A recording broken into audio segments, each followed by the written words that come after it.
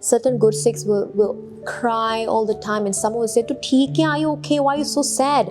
But the world doesn't understand that is not the sadness because of the world, but that's the joy, the chow of Bairag that they are going through.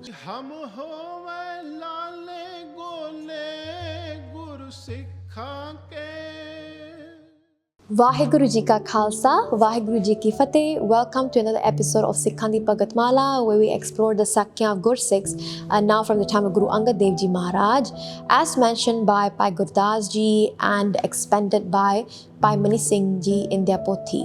So today's Sakhi is going to be about a father and son, Bhai Khanu and Bhai Mahia Ji, and they are coming to the Sharan of Guru Angad Dev Ji. So Bhai Gurdas Ji says, Khanu Mahia Pyo Putta hai, Gun Gahak Govind Pandari. So Khanu Mahia were father and sons, and one more Gursikhs, Bhai Govind Ji from the Pandari clan. Gun Gahak, they are all virtuous Gursikhs, these three Gursikhs. So what is their Sakhi?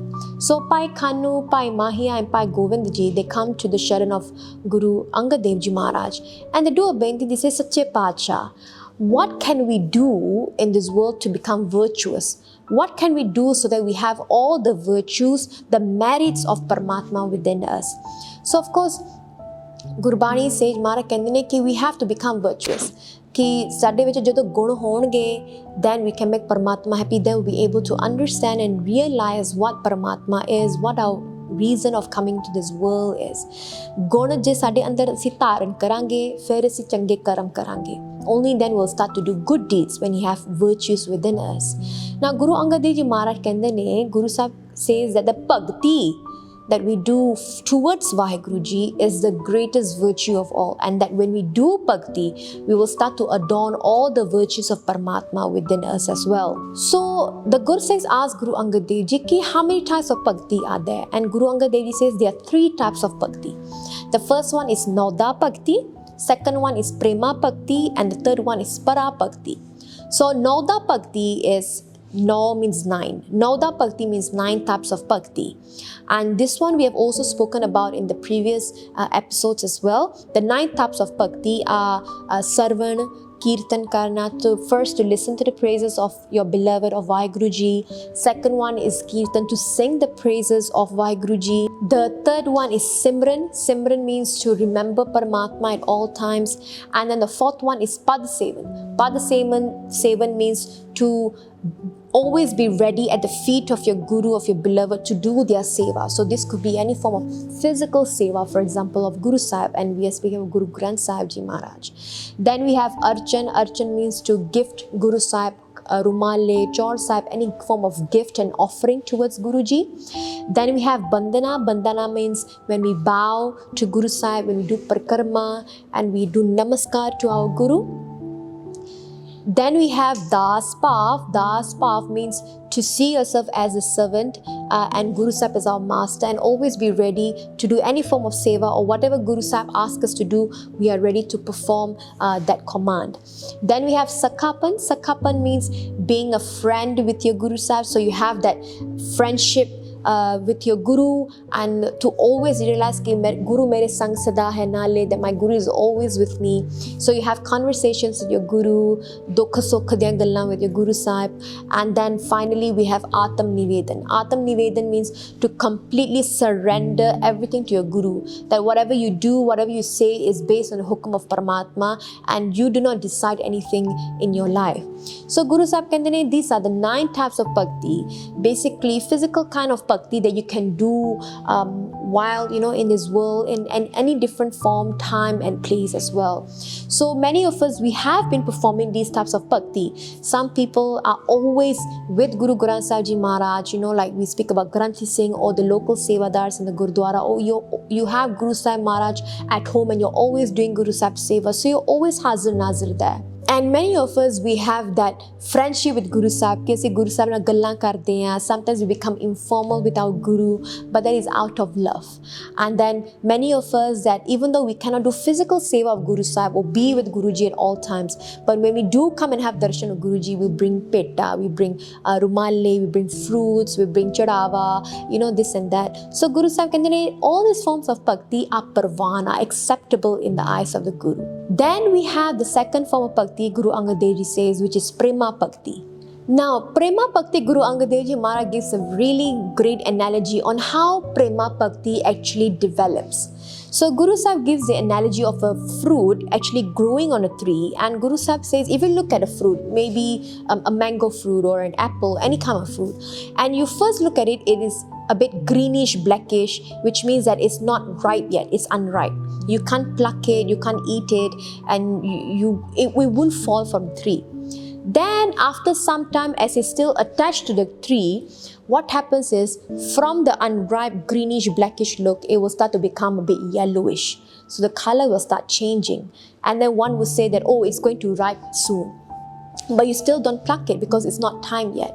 Then it still remains on the tree, it's still connected to the tree, it gets all the nutrition and so on from the tree. And then when you look at it, it becomes ripe, it becomes red, juicy, and then you pluck it from the tree and you eat it, or it will fall down from the tree ready to be eaten. And Guru Sahib kende ne dere prema bhakti karde ne those Bhagats. Gurbani says, Gobind pao Bhagat da bhukha, that Paramatma is only hungry for the love of their Bhagats, of their Gursikhs. And Guru Sahib says that just like a unripe fruit that still remains attached to the tree will become ripe after some time, the Bhagats are like that as well.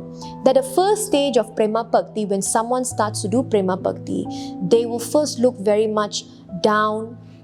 The Guru Sahib gives an example that their face will look a bit blackish or a bit very much down and mellow, and one would maybe mistaken that person to be going through some sort of depression or anxiety or of any form of sadness. But Guru Sahib says that they are going through Bairag, detachment from the world. And that's the first stage. And as long as they stay connected to the tree, which is Guru Sahib, which is Paramatma, they will start to ripe.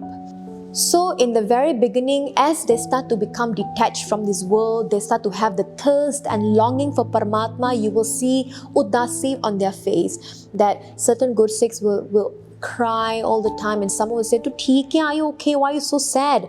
But the world doesn't understand that is not the sadness because of the world, but that's the joy, the chow of Bairag that they are going through, the longing that they have for Paramatma. Then after some time, the fruit, basically the Bhagats will start to become more ripe, they will ripen, then you will start to see radiance on their face, that when you see them, and you will ask them that what happened to you, why do you look so happy? There's so much of radiance on their face. But the radiance, that they will start to become ripe, those Bhagats, they will start to form their Prema Bhakti when they do Sangat of the saints, when they go into Sangat, they do their Bhakti, they do their Seva, they continue this attachment that they have with Guru Sahib, and over time they will start to become ripe. Then you'll see the radiance on their face, and then the Prema Bhakti will completely form, just like the fruit that ripens on the tree and then falls down ready to be eaten. It's juicy, it's sweet. Similarly, those Bhagats who stay connected to Guru Sahib, they start off with the journey of detachment of Bairag. Then they do Sangat of the saints, of Bhagats, who also went through the same journey. So they constantly feel inspired and motivated, and they continue the journey until a point reaches where they are completely in love with their Guru. And even though they have fallen down from the tree or they are plucked, nothing can stop them or nothing can break the attachment, the love that they have with Paramatma.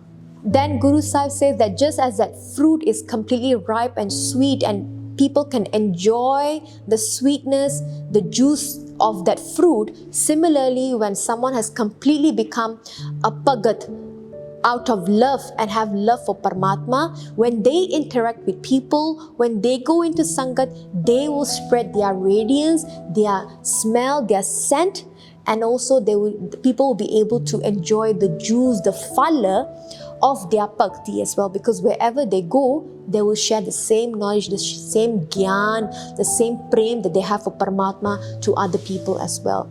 Then Guru Sahib says that after Prema Bhakti, as they form their love for Paramatma, and this love is not a temporary one where, kai dina vaste pyar kar liya and then the dukkha comes and then the love goes away. No, the Prema Bhakti is such that even one goes through dukkha or sukha, the love still remains for Paramatma.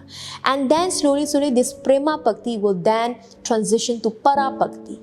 Now, Guru Angad Dev Ji says Para Bhakti is basically where there's no longer any difference between Jeev and Ishwar, which means the one who's doing Bhakti onto the one that the Bhakti is being done on. So there's no longer any difference between the Jeev and Ishwar, that both are one, and that the one who's doing Bhakti, the Jeev, us, we know that we and Paramatma are the same form, which is Satya Chitta Ananda Swarup, the form of truth, the form of consciousness, and the form of bliss. And Guru Sahib says that Para Bhakti is basically then the utmost form of Bhakti, that whatever you do, your consciousness always remains in Vaheguru Ji. So Guru Angad Dev Ji Maharaj gave this Upadesh to those 3 Gursikhs and told them, if you want to have virtues of Paramatma, which is towards the end you have become one with Paramatma, therefore whatever virtues and guna Paramatma has will come onto you as well. Then the way to start is to start doing the Nauda Bhakti, basically forming physical form of Bhakti towards our Guru, and then Prema Bhakti, and then finally automatically will reach a stage of Para, which means that we become one with Paramatma. There's no longer any difference between us. So Pulan Chuka Dikhima Sangaji, Vaheguru Ji Ka Khalsa, Vaheguru Ji Ki Fateh.